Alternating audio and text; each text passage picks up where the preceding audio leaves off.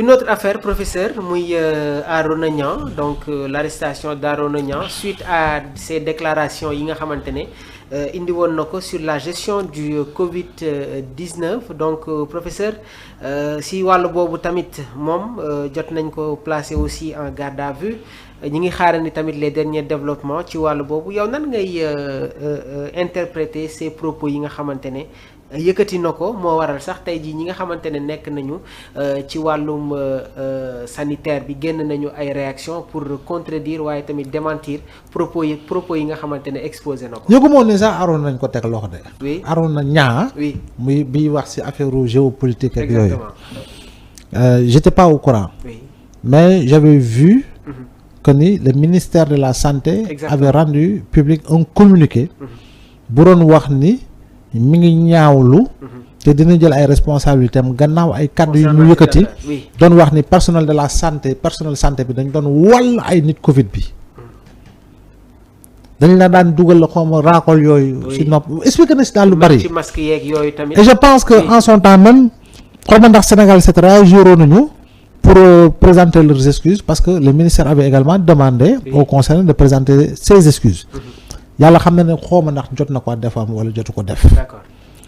mais l'un dans l'autre je sais que la direction de la chaîne bi nga xam ne moom fa la nekk di fa def ay chronique am direction bi ñoom waajaloon nañu seen bopp pour présenter les excuses auprès des autorités xawma ndax après nag def nañ ko wala defuñu ko. D'accord. mais je sais que j'étais dans ces dispositions là avec professionnalisme et rigueur très sincèrement léegi nag je pense que lii nii am taxaw ñu ne loolu mooy dëgg moo amoon c'est vrai que déclaration yu grave la mais je pense que ministère bi déjà communiqué bu mu def ça a été exhaustif pour man ça a été scientifique te si kaw loolu rek bu dee te boobu tamit presse bi ñu si bari exploité nañ ko jàpp naa ne mënoon na fa yem mënoon na fa yem xam nga bon est-ce que la personne concernée a eu à présenter ses excuses bu ko deful na ko def et puis on passe à autre chose Mamour. Est-ce que lii tamit du mettre en lumière les tensions entre la liberté d'information et la lutte contre la désinformation?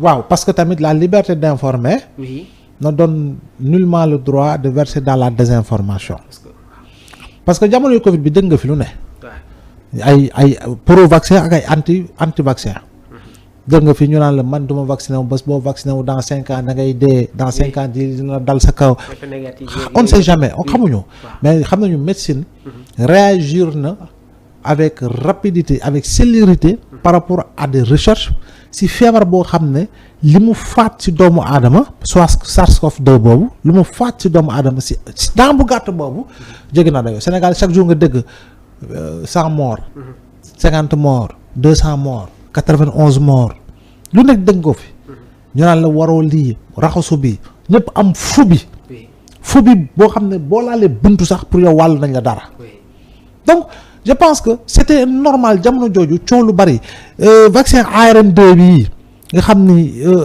science tollu na foofu da ngay gis ni effectivement ñu naan la ay puces la ñu dugal sa yaram ay lu ne gis naa ay médecins yu bari yoo xam ne dañ si doon def vidéo di wax ni loolu yëpp amul expliqué scientifiquement lan moo si nekk dëggantaan. xam nga pour man nag si véritablement Arona Niang a reconnu ses erreurs c'est loo xam ne xëy na ngëm-ngëm la woon c'était pas du tout scientifique lu mu gëmoon la wala lu mu dégg fu bari la ñu jàngal ko mu wala ñu expliqué mu gëm ko mais c'est très simple s'il présente ses excuses que le ministère véritablement retire su fekkee dafa déposer plainte qu'il retire sa plainte. si évaluation bi tamit prof comment évaluer cette affaire dans le contexte actuel. non xam nga aujourd'hui toog jamono ji nga xam ne jéggi nañu passé nañu Covid quoi. mi ngi suñu ginnaaw yàlla bu mu ñëwati. je pense que boo toogee ba jamono ji nit ñi wax naan ay médecins dañu doon ñaata médecins ñoo ci faatu. ay infirmières. bari nañu. ay ambulanciers. tu ay sapeurs pompiers ay ñu doon nekk autour véritablement des interventions yëpp. kon boog majorité sénégalais yi demoon nañu vaccin. professeur fi nga toog nii la docteur Niang toogoon ñu amal waxtaan ak moom nee na jamonoy Covid bi y a des médecins yi nga xamante ne dañ leen indi woon sax ñoom ci hôpitalam. waaw. pour expliquer exactement situation bi nga xamante ne ñi ko doon dund. sacrifice la ñu def le personnel de la santé sacrifice. dëggantaan la ñu def jamono jooju.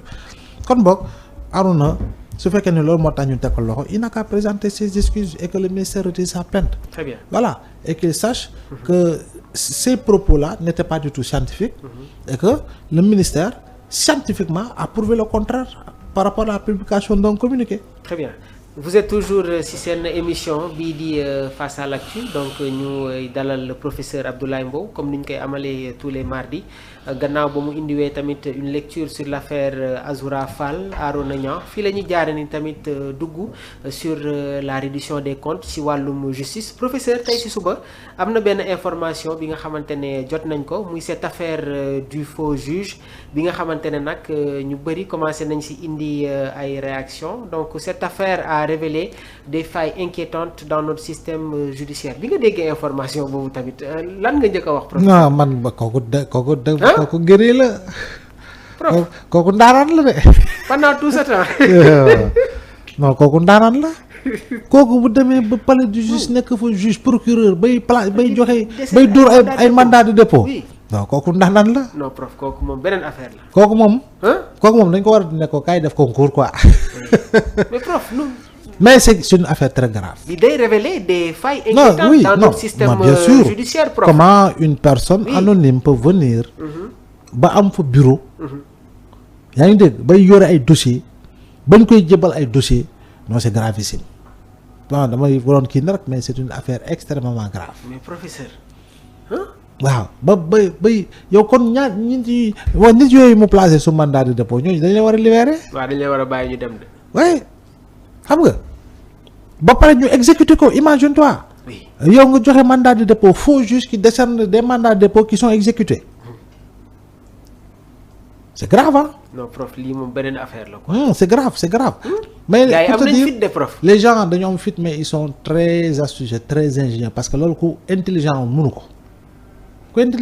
ko mais nu mbir bi demee prof. man ba yow nga mën a dugg ci palais de justice am fa bureau di décerner ay mandat de dépôt man alors que tey ji amul benn ñaata temps sax la fa def ñaata at man sax loolu laa doon kii j'ai pas eu le temps de lire mais quand même je pense que faille yooyu suñu administration war na góorgóorlu faux médecin jàppoon nañ ko fi. exactement gis nga ko mu jege woon loolu jamono jooju ministre de la santé bu fi nekkoon. def ay jamono jege woon président si wàllu boppam. on se rappelle oui. xam nga. bu nga gis ko mu taxaw sol blouse am nga ne kii ngandamal professeur la ndekete boobu dóorkat pire la kooku bu dee faj na nit ndax faatul doomu aadama. bu dee piqûre na nit bu dee bindal na nit ordonnance est-ce que reyul nit est-ce que joxul ay feebar yu garaaw juddoo si doomu aadama yooyu. xoolal fan yee tamit femme bi nga xamante ne nee na premier ministre moo ko. voilà ñooñu c'est des paranoïa yu garaaw xoolal faux gendarme bi jàpp nañ ko mu nekk faux militaire nekk na faux policier ensuite faux gendarme. mais luy expliquer professeur. yenn actes mais cupidité.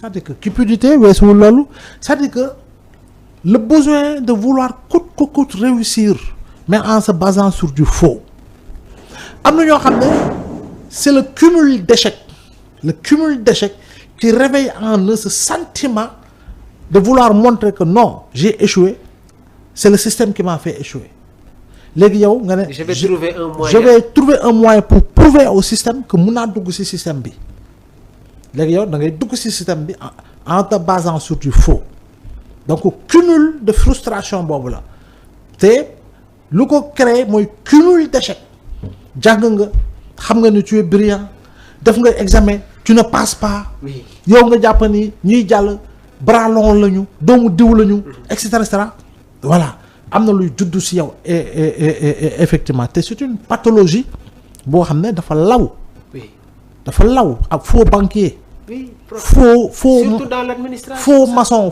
imagine-toi, faux entrepreneur. Oui. Bu war a tabax bâtiment.